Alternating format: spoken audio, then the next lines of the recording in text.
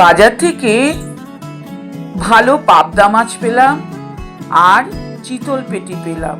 চিতল পেটি পাবদা মাছ কিনে এনে ভালো করে ধুয়ে নিয়ে নুন হলুদ মেখে এবং দুটো কড়াই বসিয়ে দিলাম।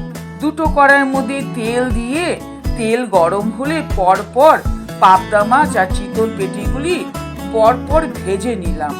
ভেজে নেওয়ার পরে যেটা আমি পাবদা মাছ ভেজেছিলাম সেই কড়াইয়ের মধ্যে আমি কালো জিরে দিয়ে দিলাম।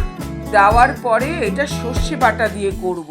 সর্ষে বাটা দিয়ে দিলাম, কষিয়ে নিয়ে যখন তেলটা উপরে উঠবে জল দিলাম। এটা আমি পাতলা ঝোল করব।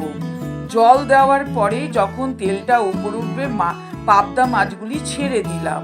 ছেড়ে দেওয়ার পরে তারপরে যখন পাবদা মাছটা উপরে তেল উঠে যাবে তখন আমি ধনেপাতা ছড়িয়ে দিলাম।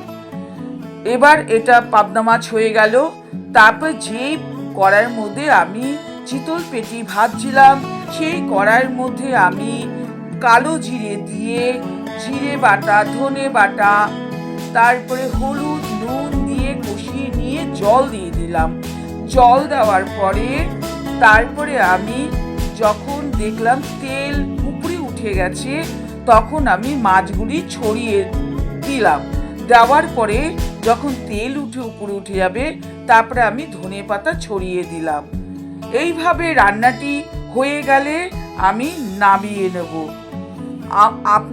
আমার এই রান্নাটি কেমন লাগলো সেটি আপনারা কমেন্টের মাধ্যমে জানাবেন এবং চ্যানেলটি সাবস্ক্রাইব করে দেবেন।